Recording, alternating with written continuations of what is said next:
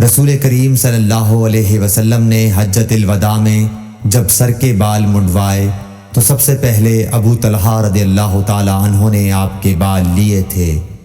صحیح بخاری حدیث نمبر 171۔ رسول اللہ صلی اللہ علیہ وسلم نے فرمایا کہ جب کتا تم میں سے کسی کے برتن میں سے کچھ پی لے تو اس کو 7 مرتبہ دھو لو تو پاک ہو جائے گا۔ صحیح بخاری حدیث نمبر 172۔ رسول کریم صلی اللہ علیہ وسلم نے فرمایا کہ ایک شخص نے ایک کتے کو دیکھا جو پیاس کی وجہ سے گیلی مٹی کھا رہا تھا، تو اس شخص نے اپنا موزہ لیا اور اس سے پانی بھر کر پلانے لگا حتیٰ کہ اس کو خوب سیراب کر دیا۔ اللہ نے اس شخص کے اس کام کی قدر کی اور اسے جنت میں داخل کر دیا۔ صحیح بخاری حدیث نمبر 173۔ رسول اللہ صلی اللہ علیہ وسلم کے زمانے میں کتے مسجد میں آتے جاتے تھے، لیکن لوگ ان جگہوں پر پانی نہیں چھڑکتے تھے۔ صحیح بخاری حدیث نمبر 174۔ عدی بن حاتم کہتے ہیں کہ میں نے رسول اللہ صلی اللہ علیہ وسلم سے کتے کے شکار کے متعلق دریافت کیا تو آپ صلی اللہ علیہ وسلم نے فرمایا کہ جب تو اپنے سدھائے ہوئے کتے کو چھوڑے اور وہ شکار کر لے تو اس شکار کو کھا، اور اگر وہ کتا اس شکار میں سے خود کچھ کھا لے تو اس کو نہ کھائیو، کیونکہ اب اس نے شکار اپنے لیے پکڑا ہے۔ میں نے کہا کہ بعض دفعہ میں شکار کے لیے اپنے کتے چھوڑتا ہوں، پھر اس کے ساتھ دوسرے کتے کو بھی پاتا ہوں۔ آپ صلی اللہ علیہ وسلم نے فرمایا پھر مت کھا، کیونکہ تم نے بسم اللہ اپنے کتے پر پڑھی تھی، دوسرے کتے پر نہیں پڑھی۔ صحیح بخاری حدیث نمبر 175۔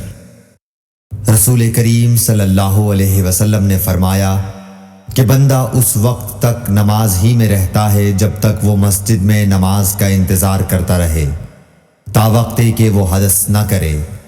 ایک اجمی آدمی نے پوچھا کہ اے ابو ہریرہ، حدث کیا چیز ہے؟ انہوں نے فرمایا کہ ہوا جو پیچھے سے خارج ہو، جسے عرف عام میں گوز مارنا کہتے ہیں۔ صحیح بخاری حدیث نمبر 176۔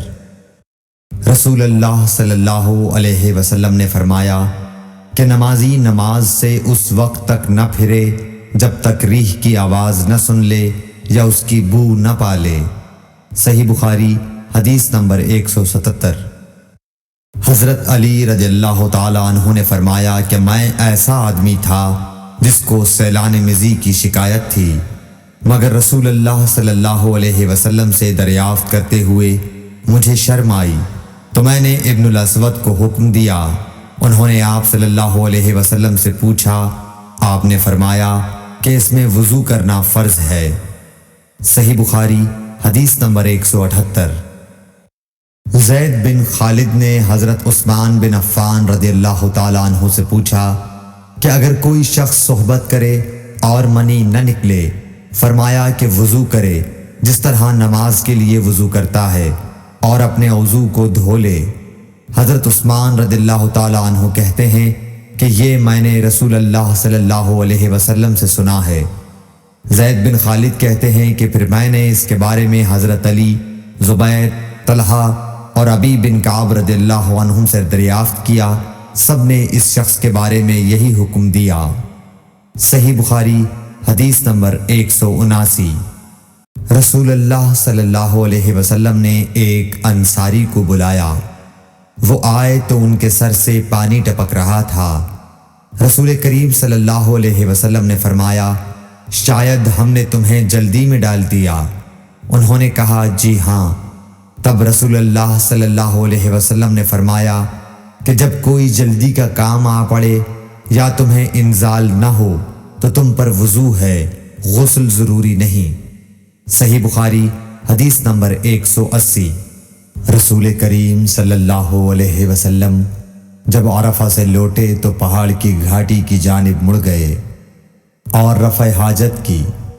اسامہ کہتے ہیں کہ پھر آپ نے وضو کیا اور میں آپ صلی اللہ علیہ وسلم کے اعضاء پر پانی ڈالنے لگا اور آپ وضو فرماتے رہے۔ میں نے کہا یا رسول اللہ، آپ اب نماز پڑھیں گے؟ آپ نے فرمایا نماز کا مقام تمہارے سامنے یعنی مزدلفہ میں ہے، وہاں نماز پڑھی جائے گی۔ اس حدیث سے ثابت ہوا کہ وضو میں دوسرے آدمی کی مدد لینا جائز ہے۔ صحیح بخاری حدیث نمبر 181۔ مغیرہ بن شعبہ رضی اللہ عنہ ایک سفر میں رسول کریم صلی اللہ علیہ وسلم کے ساتھ تھے۔ وہاں آپ رفع حاجت کے لیے تشریف لے گئے۔ جب آپ واپس آئے، آپ نے وضو شروع کیا تو مغیرہ بن شعبہ آپ کے اعضائے وضو پر پانی ڈالنے لگے۔ آپ صلی اللہ علیہ وسلم وضو کر رہے تھے۔ آپ نے اپنے منہ اور ہاتھوں کو دھویا، سر کا مسح کیا اور موزوں پر مسح کیا۔ صحیح بخاری حدیث نمبر 182۔ عبداللہ بن عباس رضی اللہ تعالی عنہ نے رات رسول کریم صلی اللہ علیہ وسلم کی زوجہ مطہرہ اور اپنی خالہ میمونہ رضی اللہ عنہا کے گھر میں گزاری۔ وہ فرماتے ہیں کہ میں تکیے کے عرض یعنی گوشے کی طرف لیٹ گیا اور رسول کریم صلی اللہ علیہ وسلم اور آپ کی اہلیہ نے معمول کے مطابق تکیے کی لمبائی پر سر رکھ کر آرام فرمایا۔ رسول اللہ صلی اللہ علیہ وسلم سوتے رہے، اور جب آدھی رات ہو گئی یا اس سے کچھ پہلے یا اس کے کچھ بعد آپ بیدار ہوئے اور اپنے ہاتھوں سے اپنی نیند کو دور کرنے کے لیے آنکھیں ملنے لگے۔ پھر آپ نے سورہ آل عمران کی آخری 10 آیتیں پڑھیں۔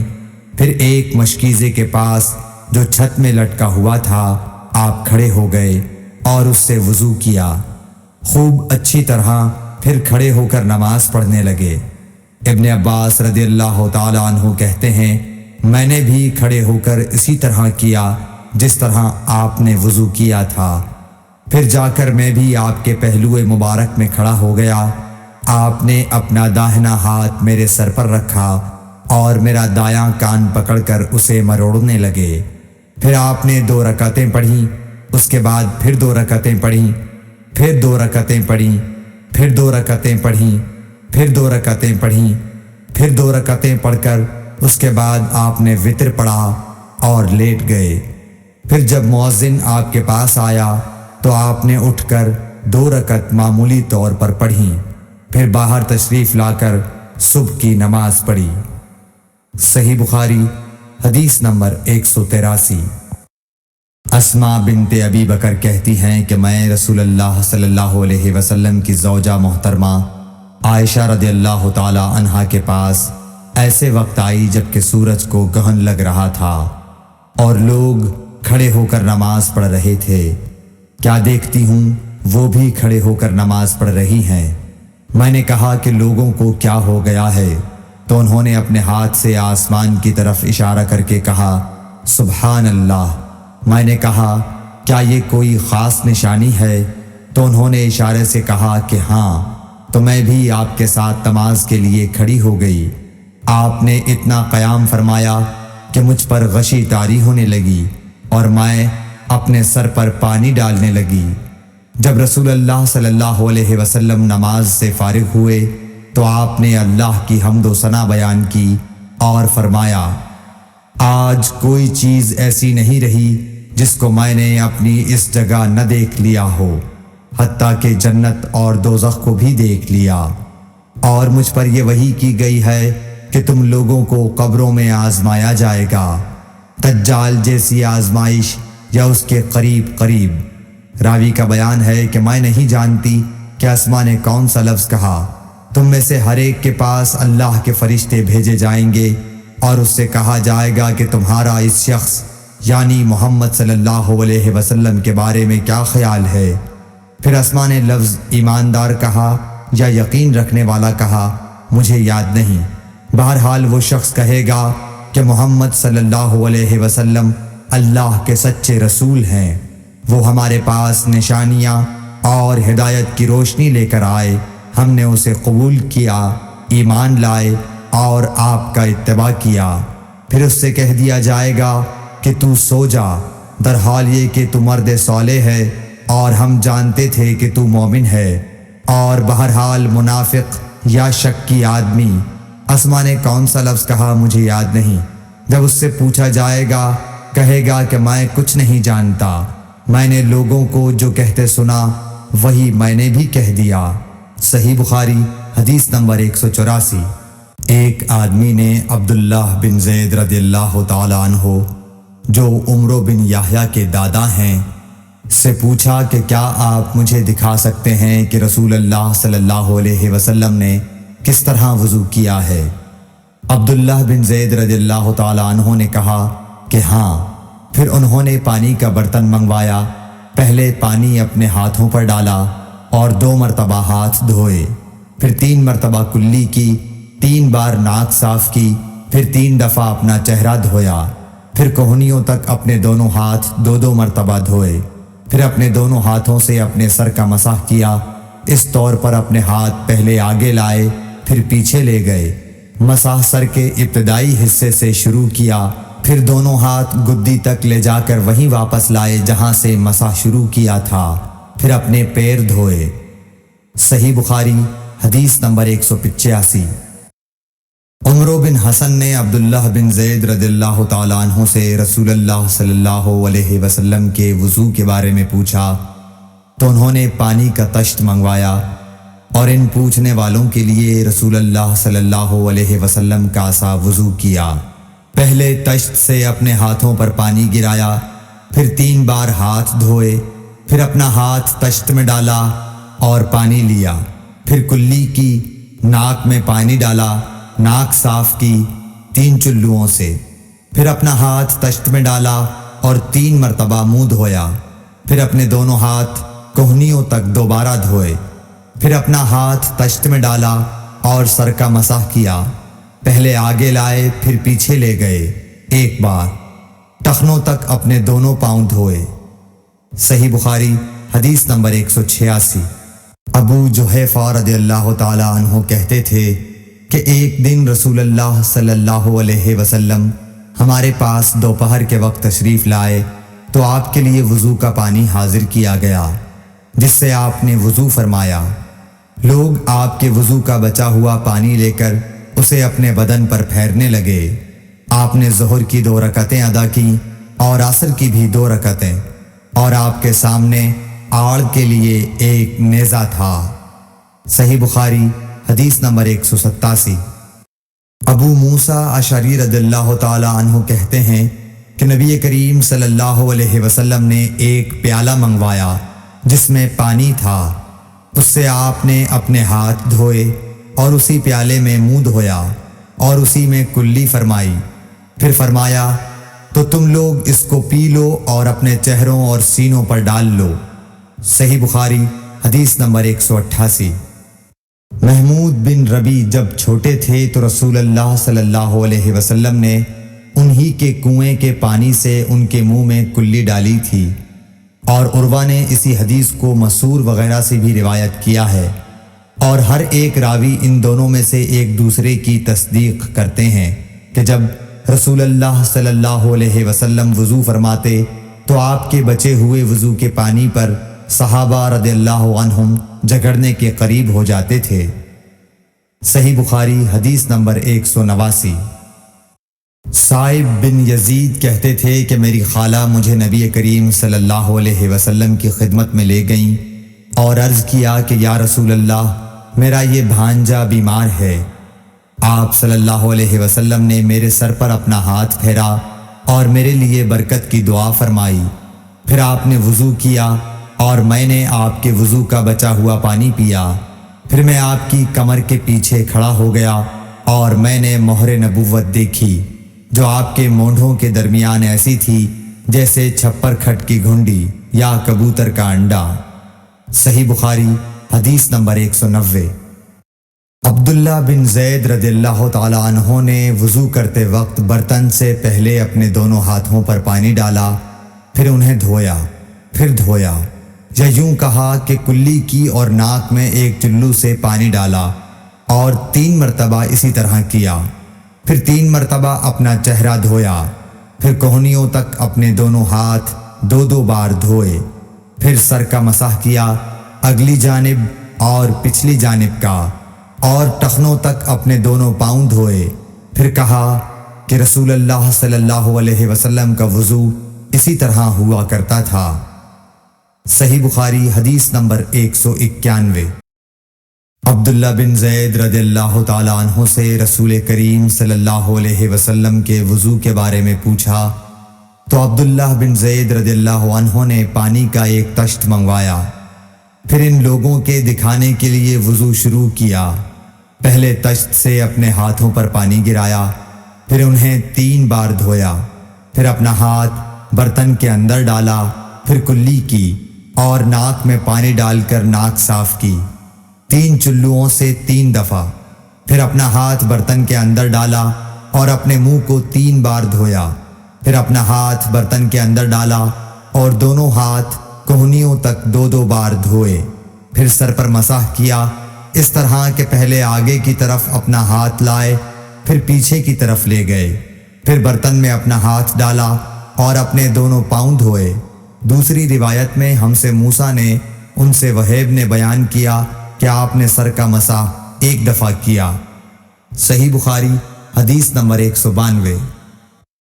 رسول کریم صلی اللہ علیہ وسلم کے زمانے میں عورت اور مرد سب ایک ساتھ ایک ہی برتن سے وضو کیا کرتے تھے، یعنی وہ مرد اور عورتیں جو ایک دوسرے کے محرم ہوتے۔ صحیح بخاری حدیث نمبر 193۔ حضرت جابر رضی اللہ تعالی عنہ کہتے تھے کہ رسول کریم صلی اللہ علیہ وسلم میری مزاج پرسی کے لیے تشریف لائے۔ میں بیمار تھا، ایسا کہ مجھے ہوش تک نہیں تھا۔ آپ نے وضو کیا اور اپنے وضو کا پانی مجھ پر چھڑکا تو مجھے ہوش آ گیا۔ میں نے عرض کیا، یا رسول اللہ، میرا وارث کون ہوگا؟ میرا تو صرف ایک کلالہ وارث ہے۔ اس پر آیت میراث نازل ہوئی۔ صحیح بخاری حدیث نمبر 194۔ ایک مرتبہ نماز کا وقت آ گیا تو جس شخص کا مکان قریب ہی تھا وہ وضو کرنے اپنے گھر چلا گیا، اور کچھ لوگ جن کے مکان دور تھے رہ گئے۔ تو رسول کریم صلی اللہ علیہ وسلم کے پاس پتھر کا ایک لگن لایا گیا جس میں کچھ پانی تھا، اور وہ اتنا چھوٹا تھا کہ آپ اس میں اپنی ہتھیلی نہیں پھیلا سکتے تھے، مگر سب نے اس برتن کے پانی سے وضو کر لیا۔ ہم نے حضرت انس رضی اللہ عنہ سے پوچھا کہ تم کتنے نفر تھے؟ کہا 80 سے کچھ زیادہ ہی تھے۔ صحیح بخاری حدیث نمبر 195۔ رسول کریم صلی اللہ علیہ وسلم نے ایک پیالہ منگوایا جس میں پانی تھا، پھر اس میں آپ نے اپنے دونوں ہاتھوں اور چہرے کو دھویا اور اسی میں کلی کی۔ صحیح بخاری حدیث نمبر 196۔ عبداللہ بن زید کہتے ہیں کہ رسول کریم صلی اللہ علیہ وسلم ہمارے گھر تشریف لائے۔ ہم نے آپ صلی اللہ علیہ وسلم کے لیے تانبے کے برتن میں پانی نکالا، اس سے آپ نے وضو کیا، 3 بار چہرہ دھویا، 2 بار ہاتھ دھوئے اور سر کا مسح کیا، اس طرح کہ پہلے آگے کی طرف ہاتھ لائے، پھر پیچھے کی جانب لے گئے اور پیر دھوئے۔ صحیح بخاری حدیث نمبر 197۔ حضرت عائشہ رضی اللہ تعالی عنہا نے فرمایا کہ جب رسول کریم صلی اللہ علیہ وسلم بیمار ہوئے اور آپ کی بیماری زیادہ ہو گئی تو آپ نے اپنی دوسری بیویوں سے اس بات کی اجازت لے لی کہ آپ کی تیمارداری میرے ہی گھر کی جائے۔ انہوں نے آپ کو اجازت دے دی۔ ایک روز رسول کریم صلی اللہ علیہ وسلم 2 آدمیوں کے درمیان سہارا لے کر گھر سے نکلے۔ آپ کے پاؤں کمزوری کی وجہ سے زمین پر گھسٹتے جاتے تھے۔ حضرت عباس رضی اللہ تعالی عنہ اور ایک آدمی کے درمیان آپ باہر نکلے تھے۔ عبید اللہ راوی حدیث کہتے ہیں کہ میں نے یہ حدیث عبداللہ بن عباس رضی اللہ تعالی عنہ کو سنائی تو وہ بولے، تم جانتے ہو دوسرا آدمی کون تھا؟ میں نے عرض کیا کہ نہیں۔ کہنے لگے وہ علی رضی اللہ تعالی عنہ تھے۔ پھر حضرت عائشہ رضی اللہ تعالی عنہا فرماتی تھیں کہ جب نبی کریم صلی اللہ علیہ وسلم اپنے گھر میں داخل ہوئے اور آپ کا مرض بڑھ گیا تو آپ نے فرمایا، میرے اوپر ایسی 7 مشکوں کا پانی ڈالو جن کے سربند نہ کھولے گئے ہوں۔ تاکہ میں سکون کے بعد لوگوں کو کچھ وصیت کروں۔ چنانچہ آپ کو حضرت حفصہ رسول اللہ صلی اللہ علیہ وسلم کی دوسری بیوی کے لگن میں جو تانبے کا تھا بٹھا دیا گیا، اور ہم نے آپ پر ان مشکوں سے پانی بہانا شروع کیا۔